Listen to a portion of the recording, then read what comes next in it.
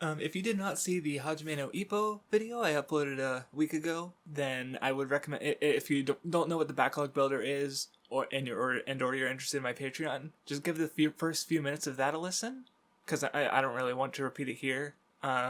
Just the short of it is that this is the second free pick I'm doing for the backlog builder as it resumes before I restart the polls.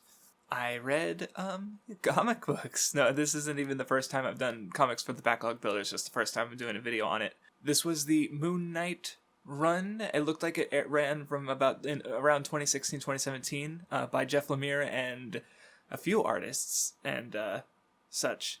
For a quick non-spoiler, like what I recommend, apparently it kind of fucks with the continuity of the character, as I saw in the comments, and I don't care. Because as a standalone run, like I'd basically known like the bare minimum of the character is that like he has a bunch of split personalities basically. That's all I knew about him, and oh boy does he. And just so going in mostly blind, I still fully understood and enjoyed. Like they reference some other the Daredevil and the Avengers are mentioned. Like it's not important. Hell's Kitchen is that's the like an area in New York that Daredevil and it gets they're in there at one point. Like it's not big. You don't need to know a lot of even about Marvel to fully grasp the comic. And I think it's definitely really interesting to like it's I give it a recommendation. Like the art is fucking great. It was a good read. I overall liked it. I gave it an 8 out of 10. As for to speak with going into spoilers, so warning if it's pretty short too. It's only like 14 issues, which for reference is like the chapters were like between, if you read a lot of manga, which I would assume a lot of my fans are anime manga fans as well, then it's like each issue was roughly the length, like a bit longer than like a weekly manga, but definitely shorter than a month, or probably shorter than a monthly manga. So, like, 14 issues is literally, like 2-3 manga volumes, basically. It's incredibly short. But yeah, like, to talk about the art is, like, not only is the art just, like, really good, and, like, they do neat stuff with the paneling. Like, the one I noticed is how they'd use, like bubbles there'd be a bigger panel, and there'd be a bubble on it, and the bubble would be highlighting, there'd be one small bubble, like, say, two characters' hands, and then there'd be another bubble in that same panel, like bigger, like it's kind of like zooming in, kind of. But then it's like there's a change in that panel, like the hands have shifted positions, or like since it's in a mental institution, like there's one where like you see a guy pulling out something, it just looks like a little stick, and then in the bubble the bigger bubble, you see that it's a syringe. Like it's shown like it shows motion and change in like a single like image, but then it does so in a like within like in a sub image, like it's kind of neat. And like that's one thing I have a thread. Actually, I'll remember to link it, try to remember to link it in the description. I had to screen cap it because the person hid their tweets, or protected their tweets, but I was able to follow them, and she allowed accepted it, and I was able to get the screen caps. It used to be public. I don't think like it's not like it's a really informative thread in the first place, but it basically talks about manga art and how the specific way they panel the manga art allows it to be read faster with like certain like paneling rules, where Western comics are more, they don't have these strict rules, so it's like the trade-off is that manga is really quick and easy to read, where where Western comics have more variety for like page layouts and stuff. Like she gives an example of a comic page from Thor and mentions how it would be basically because in Japanese you read right to left and up to down, or no, yeah, right to left and up to down. Like if you see the text in the panels, it's usually vertical, but in the West it's just left to right. So you already have instinctive, like this is the way the page is going. But so that like visually, like the ways there was like really interesting visuals and stuff beyond just the art, which was good. And then it would fuck with the style. Like I'm pretty sure they brought in other artists to do, like it's in the second volume, because there's 3 volumes. The second one is 4 issues, and the first and third one are 5 issues each. But in the second one, he's sort of wrestling with his split personalities in a sense, and there's like several plot lines going at the same time, and they're jumping between each other, and it's this series does a great job of like putting you in the perspective of of this, mentally damaged character. Like he very much doesn't understand what is like for sure what is real or not. And especially the first volume was like kind of hard to read in a way because it's like I don't know what's real, like as the reader, especially with as I don't have a lot of fully understanding or connection with this character, and it changes some stuff in the whole mythos anyway. So it's like, yeah, it's playing with reality in a way that makes you wonder what is real and not, and which does a great job of putting you in the shoes of the character, because he also, Mark Spector, very much doesn't know it's real or not, and that's like his struggle. He doesn't even know if he's real in a sense, because he we by the end of it you do get a better sense for the reality where he had imaginary friends growing up, and then those imaginary friends became split personalities, which he would use to cope with there's a scene where his father died, and then his mom's talking to him, and he's like, oh, Mark's gone. This is Steve. Was it Steve? Steven. And she's like, you can't do this right now, and he's like, I'm sorry. Like he's kind of aware of it, but he still does it, and then he gets admitted to a psych hospital, and it makes everything worse because it's a really shitty hospital, and mental health care isn't always like it's always very personal, so systems kind of, I guess, aren't able to give patients, especially with what they need. Like, I mean, I know it's gotten better, but it used to be really bad. Like I've heard, my dad's watched documentaries and told me about it, and it's like, yikes. But yeah, it was just it was a fun read, kind of definitely wild. Oh no, I was talking about the art, because yeah, like he's wrestling with his different personalities, and like the art style changes. Like there's one who's like a taxi driver, and it's like a noir thing. There's one, he's a film producer, and he's like, the writer's throwing jabs at the MCU, because they're like the idea that there couldn't be a Moon Knight movie, because he's like, oh, I wanted to, like, he's definitely not subtle at times, but it is kind of funny, because in this moment he's even saying like, oh, if there was a Moon Knight, like the moon, because he's producing a Moon Knight movie for Marvel, like as if it was like going to be an MCU movie. It's like, well, I wanted to tackle these themes of like mental health issues and identity, but they're adding cliches and removing all the subtlety. And I'm like, and then later on he like there's a part where we're seeing his past flashback as he's going through the present to confront his madness, basically, and the said madness literally says, you're seeing splintered present and past, just like your mind is splintered. I'm like, subtlety.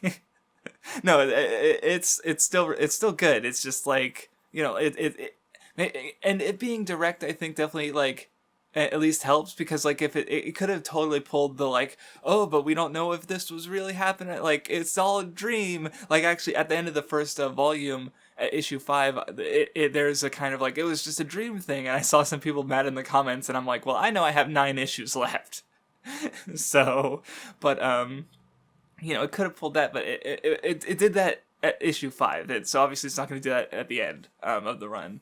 But yeah, the split personalities, they were like there was one who's like a spaceman fighting a werewolf from the moon invasion, or no, I forget where they came from, but their disease, they gradually, like all of them kind of like in themselves are struggling with identity. Like Steven he's the producer who's dealing with the shitty director and the shitty Moon Knight actor Mark Spector, and he's sometimes even called, like his Marlene calls him Mark, and he's, of course, he's the one having these fractured like glimpses of the other plot lines, where Jake, the taxi driver, is being accused of murder, and then the spaceman, who's, I think he's just called Mark Spector too, but he gets bitten by a werewolf, so he's like, he's changing into a monster, sort of. So like I said, everyone's dealing with their identity until it all climaxes, and they talk to Mark Spector in the mind space, and he kind of like, he accepts them and takes, like, they get removed, basically, like he's able to quiet them down, sort of, but they still exist though, like they come in the final part to save the day at times. But what's cool is that the art, like, it's not just that they use the different art styles, but the art style changes to like now all these characters who were previously drawn in different comic book styles in its mindscape are drawn like him, and in the more natural style of the comics. So to represent how he's accepted, like they're not gone, because he's still like accepting his insanity isn't like saying he's not insane, or he doesn't become not, he doesn't he doesn't like, he even admits that, yeah, he's probably going to be sick forever, but he can still live his life. He can still, he doesn't have to be like controlled by his insanity, basically. So like, yeah, he still has these split personalities, but he's accepted, this one is me, Mark Spector. And they even as he's leaving the split personality, say, "We'll be here if you need us," because so, and one of them is Moon Knight, like his superhero identity. So it's like, and at the very end he is Mark Spector, he is Moon Knight. So that there's more interesting stuff I'll talk about too. Because yeah, Khonshu, the moon spirit or the moon god from like another dimension, he's like been fucking with Mark for his whole life and abusing his insanity to try and like hollow him out as a vessel so that he could walk the earth, basically. And what was good is that like because the part of his Moon Knight identity is like, that's the one character that wasn't created by Mark, basically, I suppose, in that like Khonshu created it. This is Khonshu's identity, like the identity that Khonshu is forcing upon Mark. And yet he still accepts it in the end because, like, not only, like, yeah, he's able, like, he says, like, well, I've grown past you, because Khonshu's like, no, I'm your real father figure. I'm the one who really, he understands you the best and raised you like this. And, because his father, or, like, his father was the one who put him in the institution, that fucked him up. But he was able to go out to the funeral, but, like, Khonshu's saying, like, oh, no one cares, you'll, when you're out of their lives, everyone's secretly glad because he's such a burden because of his sickness. His mom, I think his mom says that, your dad did love you, but earlier Khonshu says, like, no, you're just abandoned, you're an orphan, like in the reality. That was a whole fucking God, the whole first issue where it's like he created this like whole reality basically just to get Mark to, oh my god, what Khonshu's an asshole, holy shit.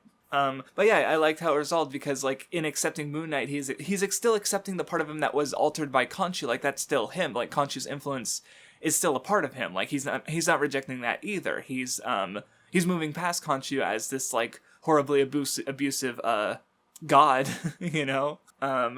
and I guess there's also, like, see, I don't know if at the end, like, oh, is like, yeah, he does. No, he does, because he goes back to the psychiatric hospital and in the present to confront Khonshu, because they're even saying like, no, you can't, or are you really going back? And like that's or because he's recognizing that he is sick. Where earlier Khonshu was saying it, embrace the madness, like don't let the world, because that he was made worse by the hospital, but But yeah, Khonshu wanted him to lean into it and break even further, where, he finds fulfillment, like, again, the balance, like, he's never going to be fully whole, but that doesn't mean he should completely break apart either. And yeah, like, there is a loneliness thing in there too, because, he ultimately, like, when he was young, he was alone, so he created the split personalities to have friends. At first they were imaginary friends, and then they became split personalities, and then, but yeah, in accepting that, yeah, he does need help, he's not doing it alone anymore, where before Khonshu abused that. I also wonder if there's kind of a meta aspect to the last part of the last conflict, where there's, like, again, Khonshu's like, I made you, who you are, you can't reject, and then Moon Knight's like, oh, I've grown past you.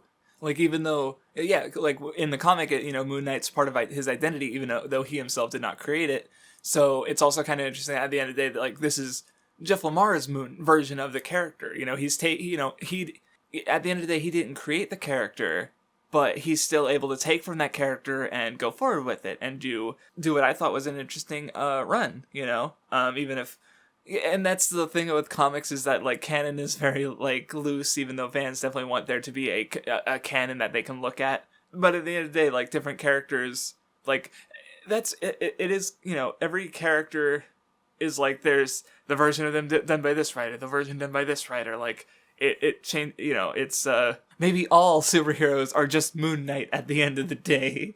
They're all these fractured, like, there's all these fractured personalities kind of in one thing, and they just sort of change based on who's writing them. That's just me rambling. I don't really, like I said, I don't, like that was an idea I had while reading it. I wouldn't say the comic necessarily did anything. I wouldn't say the comic did anything with that idea aside from just, giving it to me. But yeah, it was good. It was interesting. Like I said, 8 out of 10.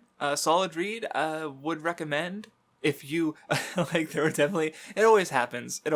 But I was lucky because in high school I read a lot of both webcomics and manga. So I'm like my brother. He reads so much manga that when he reads a comic, his mind just goes to the top right of the page, which should go to the top left, because he's just, I've heard of, like, I remember on 4chan there was like an anonymous user who said like he couldn't read manga because he'd read so many just doujins, like he just sees black and white comics and he goes porn, like stupid. If you get these habits that you get stuck on them. So weird example there, but because like I said, I was reading both Western comics and manga, I'm able to switch. But since I do read more manga these days, I still, like, there are a couple of moments where I jump to the top right first. I'm like, no, that's wrong. But yeah, good comic. Oh yeah, and there were just parts in the last volume too where he's just like really sad, just satisfying when like Conchu's like, "Are you? This is going to be your tomb. Are you ready?" And then Mark responds, "Are you?" And it's just like, ooh, chills, because he's gonna go beat the shit out of Conchu. And yeah, it was his last line in the conflict was really satisfying. It's like, "We are Moon Knight. We never needed you." Like, just the dismissal and refusal. Oh yeah, good stuff.